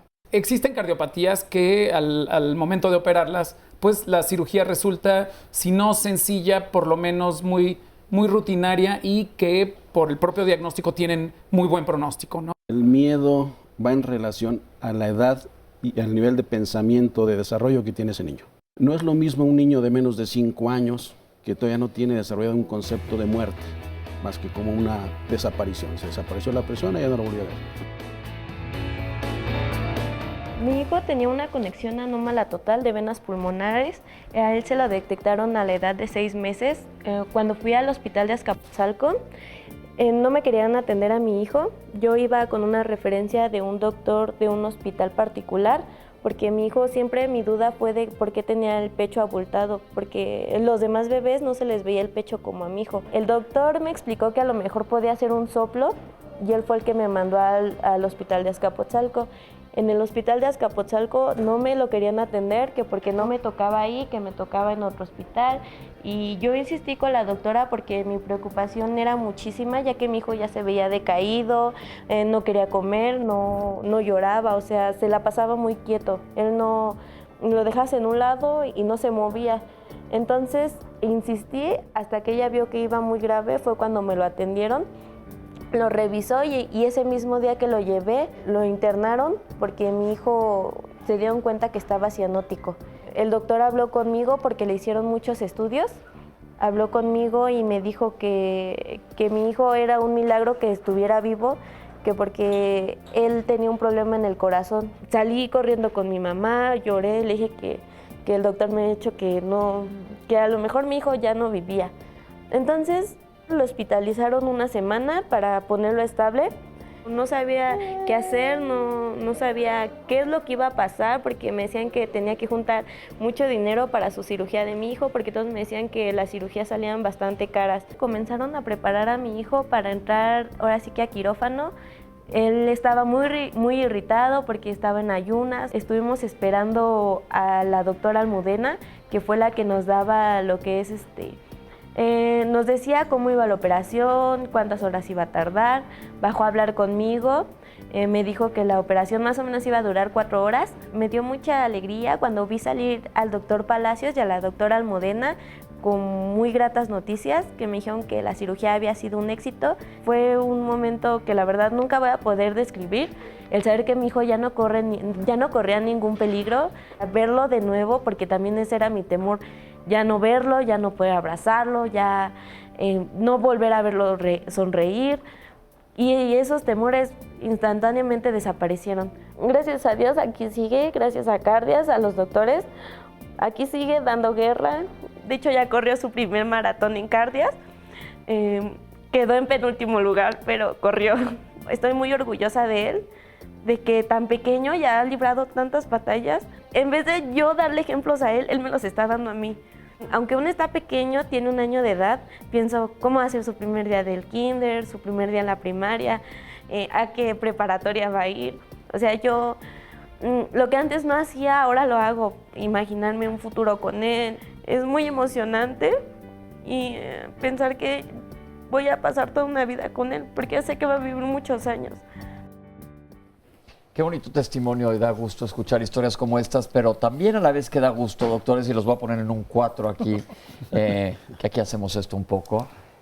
Escuchamos historias como estas todos los lunes, que es un poco de peregrinaje para llegar a alguien que les abra las manos, que les dé la mano, que los pueda ayudar. ¿Qué pasa? ¿Cómo podemos ayudar? Damos gracias a las fundaciones que extienden la mano, pero cuando escuchamos estas historias, y en el Twitter nos escriben muchísimo, ¿verdad? ¿Cómo le hacemos? Ahora sí que les paso la bolita. ¿Cómo le hacemos? ¿Cómo podemos ayudar a esta gente?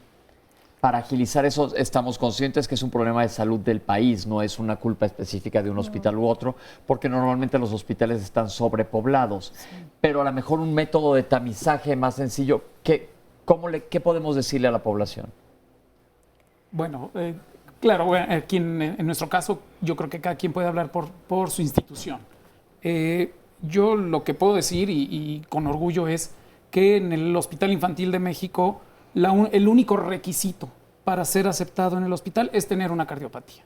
Es decir, no se necesita una recomendación, es más, aunque venga recomendado, si no tiene cardiopatía, no lo podemos atender. Entonces, el diagnóstico es la primera llave para abrir las puertas de un hospital. Entonces, pero esa es una gran información que nos está dando, porque si yo ya tengo un papel que dice mi hijo tiene esta cardiopatía, voy y toco. No es como o a personas que nos cuentan, no, es que tengo que llevar mis calificaciones de cuando iba en 5º de primaria y mi foto de mi pasaporte hace 3.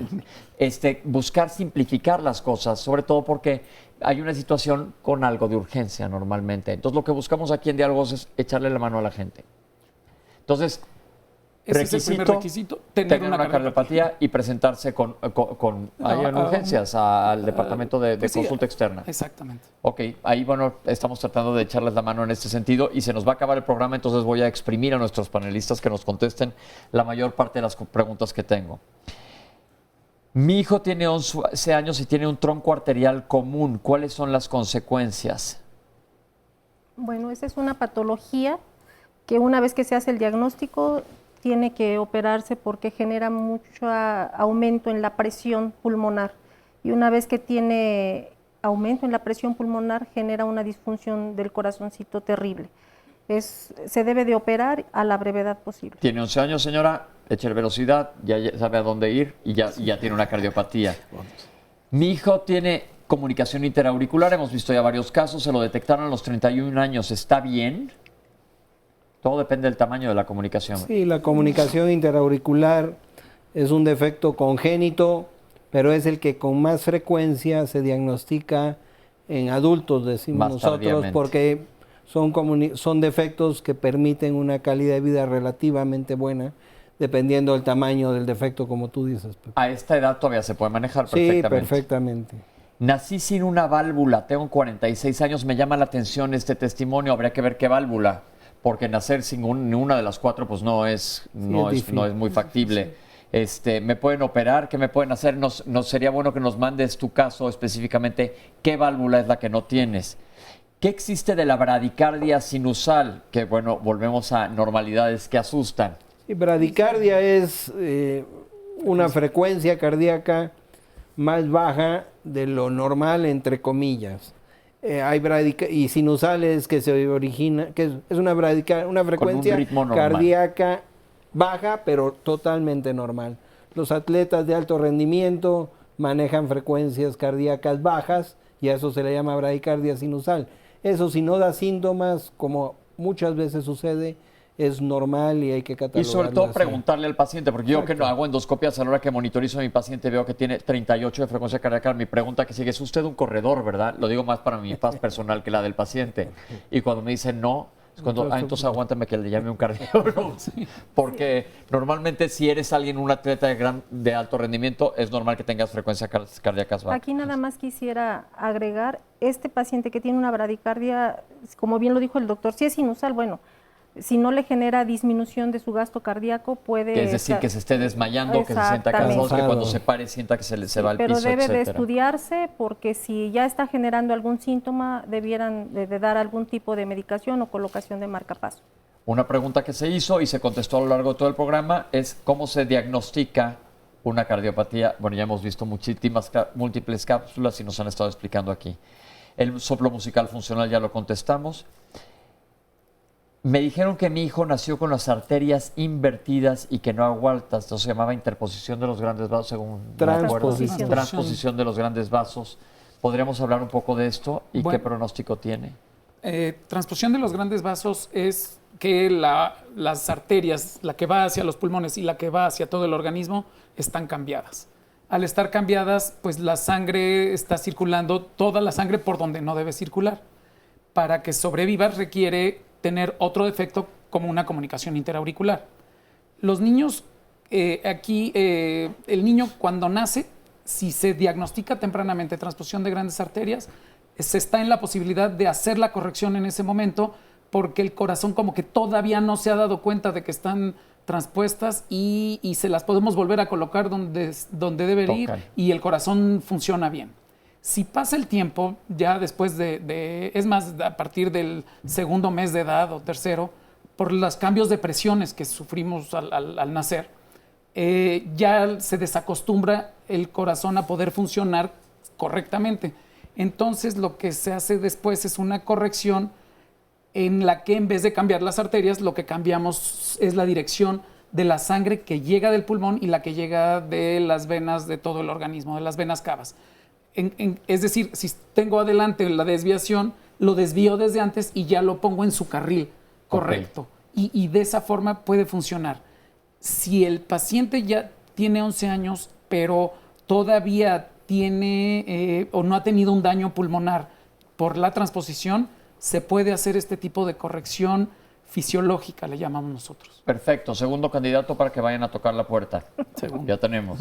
Mi hijo tiene síndrome de Down, tiene comunicación AB, esa entre las aurículas y los ventrículos. Lo operaron hasta los 6 años. ¿Requiere seguimiento con TAC y resonancia? ¿O ya depende Pues, cada caso el sí, seguimiento? no necesariamente con TAC y resonancia, pero sí requiere un seguimiento una vez al año o 2 veces al año. Y se lo determinará su cardiólogo. Exacto, y depende cómo haya quedado. Alguien más. Mi hijo tiene síndrome de Down, tiene una comunicación de 4.8, me imagino, milímetros ha de ser, no sé que No sea. sé si es Auricular. interauricular, es muy pequeña. Se dice, se cansa y suda. Bueno, vale la pena que se acerque a hacer una revisión. Hay que ver la localización del agujero este. A mí me operaron a los 36 años de un soplo. Volvemos a lo mismo. ¿Un soplo de qué? Ya vimos que existen múltiples lugares que pueden generar soplos. La mayoría de ellos, como comentó la doctora, puede que sean funcionales y no tienen mayor cosa que operarse. A mi hijo le dijeron que tenía un corazón pequeño y ahora tiene 36 años. No sé a qué se refiere con un corazón pequeño, no sé si ustedes sepan. No hay un diagnóstico como tal de corazón pequeño. No existe ese diagnóstico, hay que preguntar. Vuelvo a insistir, van a decir que ahora he dado una lata bárbara, pero ¿cuál es el diagnóstico? Porque, ¿cuánto mide un corazón normal? Como un puño. El tamaño de un puño, más o menos. ¿Qué es cateterismo? ¿Qué cateterismo tiene que hacer una tetralogía de Fallot? Y hablamos ampliamente de esto. Mi hijo tuvo una apnea de 2.5 minutos al nacer y le dijeron que tiene el corazón en gota y luego le dio un infarto.